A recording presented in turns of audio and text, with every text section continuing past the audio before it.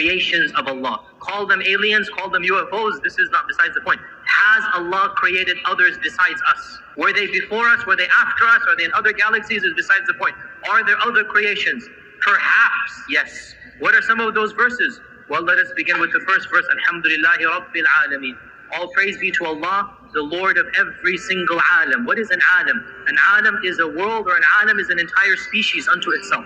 And Allah is the Lord of every single creation. So obviously classical scholars understood alameen to imply man, animals, jinn, angels. But from the very beginning, Allah is saying, you're not alone.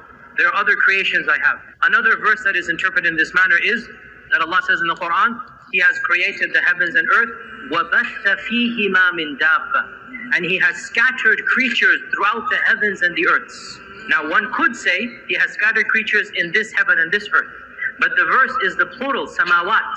He has scattered creatures, وَبَثَّ فِيهِمَا مِن دَابَّةٍ. Then He says that وَهُوَ عَلَى جَمْعِهِمْ إِذَا يَشَاءُ قَدِيرٌ. If He wants to, He can cause these species to meet, to come together, meaning they are not together right now. So this could be interpreted. Now others will interpret it in another manner, and they will say that, well, Allah is talking about the day of judgment. He will gather them together on the day of judgment. This is also valid, but the language could possibly be interpreted that He has scattered creatures throughout the heavens and earth, and if He wants to, He can cause these creatures to meet. This is also linguistically possible. And of the evidences that, in my humble opinion, I lean towards the position that was championed by Ibn Taymiyyah himself more than 700 years ago.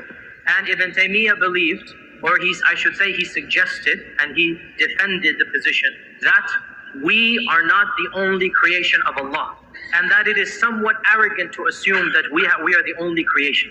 Rather, Allah has created other creations, and He will continue to create other creations after us. The verse that I think is perhaps one of the strongest to indicate that there are, or there were, or there will be other creations of Allah is Allah saying in Surah Isra, we have honored the children of Adam, and we have allowed them the opportunity to ride in the oceans and on the animals. We've given them things that other creatures have not been given. Then Allah says, and we have blessed them over many other creations that we have created. Now, in the creations that we know, the world around us, are animals and jinn higher than us, or are we higher than them? Who is at the top of the hierarchy? We are. The angels bow down to us. So the righteous of the men are better even than the angels. And we know the jinns also were told to bow down. And obviously the animals are lesser than us. Yet Allah says in Surah Al-Isra, we have privileged men over many other creations, not all other creations. There could be other creations of Allah that have been privileged over us with things that we do not have. There could be. The Quran does not explicitly affirm or deny the creation of other entities. The Quran is ambiguous. In the end of the day, Islam, the Quran, our religion, is not explicit about other life forms. However, some people have interpreted some verses to imply that there are other creations of Allah. Did they live before us? Did they live after us? Are they living contemporaneous to us, i.e. right now? Are they living in some other entity?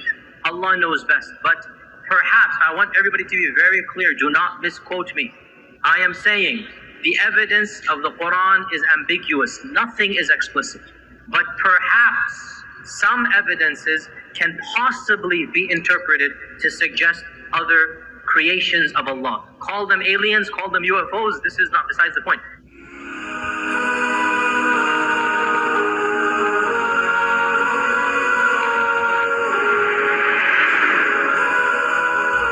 So the brother asks a very good question, and that is, what is our position about alternative life forms, i.e. aliens? Do Muslims believe in aliens or not? And the fact of the matter is that this isn't a funny question, it's a very serious question. But we don't call them aliens. Has Allah created other beings? Or are we the only creation of Allah? That is the question. And the response is, we will never know for sure in this world, and most likely in the next we won't care. But some scholars, including Ibn Taymiyyah, have opined that Allah Azza wa Jal has created other life forms. And that this goes back to the perfection of Allah being Al-Khallaq. Khallaq means the one who continues to create.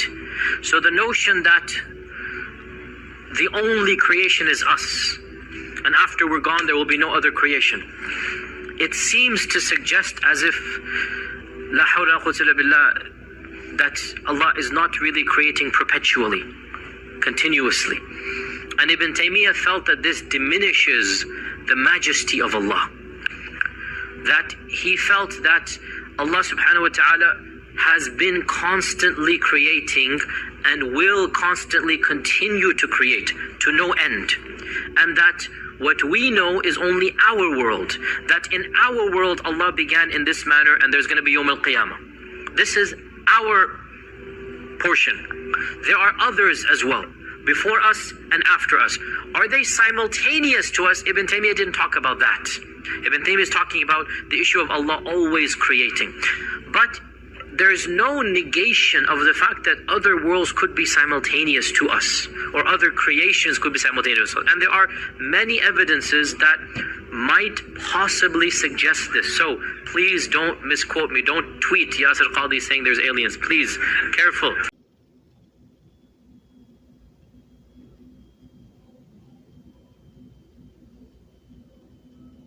I'm saying there is some evidence to suggest that Allah subhanahu wa ta'ala has created other creations. Whether they are before us or after us or the same time as us, the Quran does not mention anything. But the Quran might possibly suggest, is that clear? That there are other creations. It might possibly not suggest that either. What are some of the evidences? Number one, وَيَخْلُقُ مَا لَا تَعْلَمُونَ. He has created things you will never know, you don't know about. So you will never know, which means this is not something you can see. وَيَخْلُقُ مَا لَا تَعْلَمُونَ. He has created things you don't know about.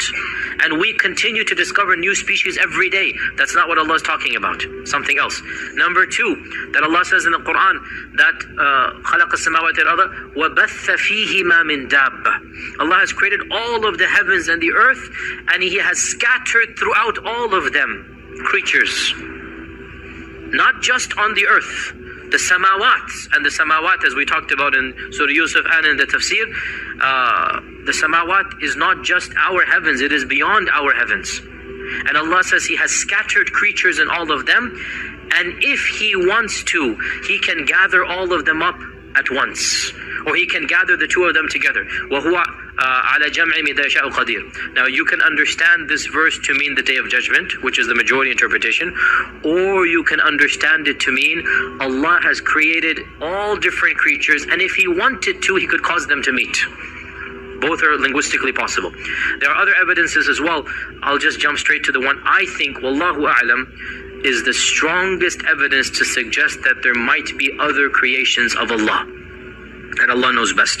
Surah Isra, where Allah subhanahu wa ta'ala says, وَلَقَدْ كَرَّمْنَا بَنِي آدَمَ وَحَمَلْنَاهُمْ فِي الْبَرِّ وَالْبَحْرِ وَرَزَقْنَاهُمْ مِنَ الطَّيِّبَاتِ وَفَضَّلْنَاهُمْ عَلَى كَثِيرٍ مِّمَّنْ خَلَقْنَا تَفْضِيلًا. We have honored the children of Adam, and we have carried them in the land and in the seas, and our times we add in the airs, and we have given them many things, and we have preferred them, humans, over many other things that we have created.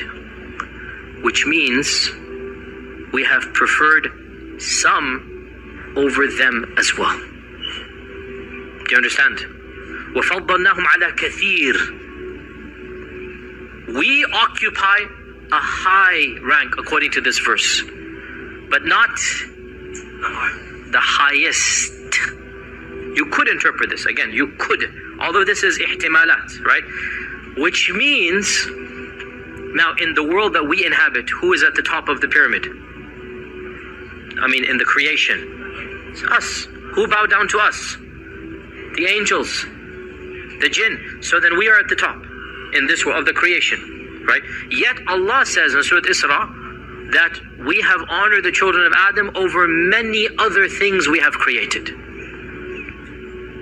Not all. So again, these are all gray areas. So to summarize, and with this we conclude, we went way over time, the Quran does not explicitly claim that there are other life forms or before or after us.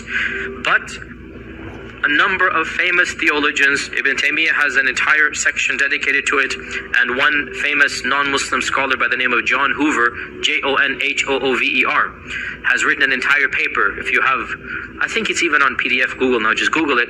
It's called The Perpetuity of Creation in the Thought of Ibn Taymiyyah. It's in English, it's in fancy schmancy academic English, but it's in English. And you just Google it, by John Hoover, The Perpetuity of Creation in the Thought of Ibn Taymiyyah. It's an entire paper where he compiles what Ibn Taymiyyah said in his evidences in simple English, well, not simple English, but in English. And basically this is the summary of it, that he says, it befits the majesty of Allah to have created and to continue to create, and we are but one of Allah's infinite creations.